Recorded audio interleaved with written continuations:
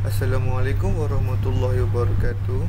Saya Muhammad Syamil bin Suhaimi yang bernama Kad Matrix C23A1661 ingin membentangkan tentang poster saya, iaitu novel Sunan Nugroho Sang Kembara.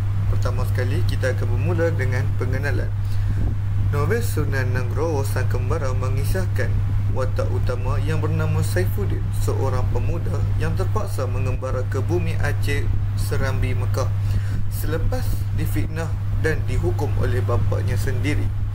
Di Aceh, Saifuddin menjadi anak asuhan seorang wali sufi dan memilih untuk mendalami ajaran Islam walaupun turut tertarik dengan seni persilatan. Perjalanan hidupnya menggambarkan proses transformasi rohani daripada seorang anak manja di Punggor kepada seorang pemuda yang pendiam, taat dan berjiwa sufi. Novel ini turut menampilkan unsur cinta tiga segi antara Saifuddin, Engku Aminah iaitu anak kerabat kerajaan Pagaruyung, dan Ratna Sang Ratu Sulaiman yang datang ke Aceh dengan agenda tersendiri. Latar ceritanya dibaluti oleh elemen peperangan, persilatan mistik dan pengembaraan yang menjadikannya sebuah karya yang memandukan unsur fiksi sejarah, aksi dan romantik. Seterusnya iaitu teori gajah. Dalam kajian ini saya menggunakan teori tekstualisme yang diasaskan oleh Prof. Dr. Hashimawa yang berpaksikan kepada idea bahawa teks sastra bukan sekadar himpunan cerita tetapi wadah yang memancarkan nilai idealisme, keindahan dan kebenaran.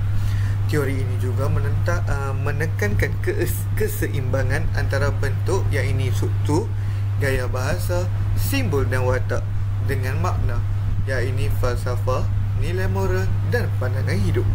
Melalui kesatuan ini, karya sastra dianggap sebagai alat pendidikan rohani yang membawa manusia ke arah kebenaran dan keindahan sejati. Dalam teori ini mempunyai 5 prinsip utama, iaitu yang pertama, nilai yang ideal; yang kedua, kesatuan bentuk dan makna; yang ketiga, nilai kemanusiaan sejagat; yang keempat, keindahan estetik etika; dan yang kelima, keturunan jiwa. Melalui prinsip ini, pembaca dapat meneliti bukan saja cerita Saifuddin secara lahiriah tetapi juga perjalanan batin dan falsafah hidup yang melestarikan transformasinya. Seterusnya, kita akan beralih pula kepada analisis novel berdasarkan teori tekstualisme.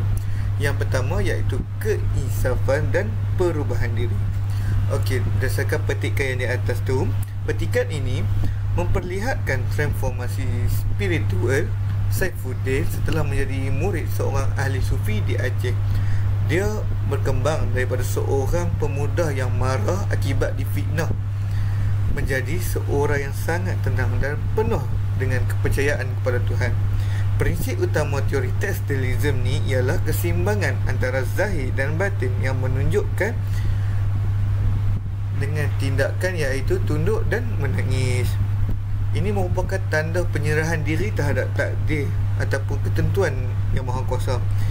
Seterusnya, pengarang menggambarkan perjalanan rohani yang indah dengan menggunakan gaya bahasa yang emosional dan simbolik. Contohnya seperti tunduk, air mata dan sujud dari segi bentuk. Ia menekankan nilai idealisme, iman dan keinsafan manusia dari perspektif makna.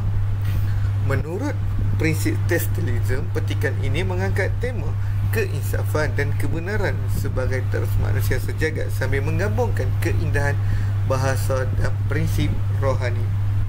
Yang kedua ialah cinta Tuhan dan cinta dunia. Seperti petikan di atas, konflik yang wujud dalam diri Saifuddin ini telah menunjukkan perbezaan antara cinta duniawi dan cinta ilahi. Bahasa yang lembut dan simbolik digunakan oleh penulis untuk menunjukkan perjuangan jiwa watak utama dalam memilih antara nafsu dan iman. Saifuddin memilih cinta kepada Tuhan sebagai asas ketenangan dan kebenaran yang menunjukkan nilai idealisme kemanusiaan. Dalam teks tekstualisme ni, ia menunjukkan bahawa etika yang merupakan ajaran moral dan estetika yang merupakan bahasa puitis saling melengkapi untuk menghasilkan makna yang mendalam.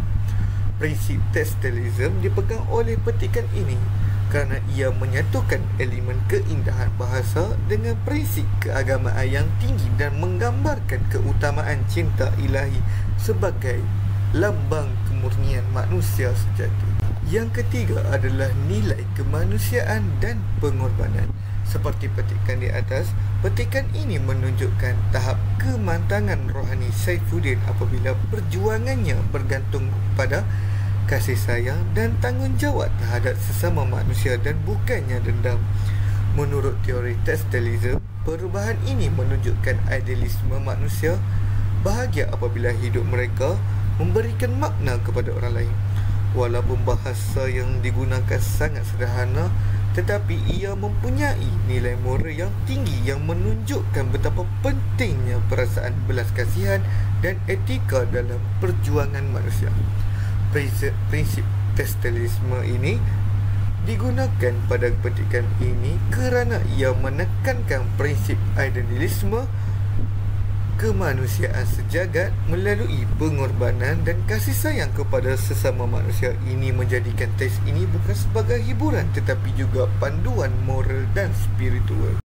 Kesimpulannya, secara keseluruhan, Sunan Nugroho Sang Kembara merupakan sebuah novel yang syarat dengan nilai kemanusiaan, kerohanian dan perjuangan. Melalui watak Saifuddin, pengarang Ramli Awan Mursyid telah berjaya menampilkan transformasi insan daripada kelemahan dan kegelapan menuju ke arah kebenaran dan kesempurnaan diri. Berdasarkan teori textualism, novel ini memperlihatkan kesatuan yang kukuh antara bentuk dan makna yang ini, keindahan bahasa, simbol-simbol mistik serta unsur persilatan menjadi wadah penyampaian nilai idealisme, keinsafan dan cinta ilahi. Pengembaraan Saifuddin bukan sahaja perjalanan jasmani tetapi juga perjalanan rohani yang melambangkan pencarian manusia terhadap makna sebenar kehidupan. Karya ini membuktikan bahawa sastera berperanan sebagai alat pendidikan jiwa selaras dengan gagasan utama textualism yang menekankan nilai etika, estetika dan kemanusiaan sejagat. Melalui keseimbangan tersebut, Sunan Nugroho Sang Kembara bukan saja menghiburkan pembaca tetapi juga membangunkan kesedaran spiritual dan moral yang mendalam.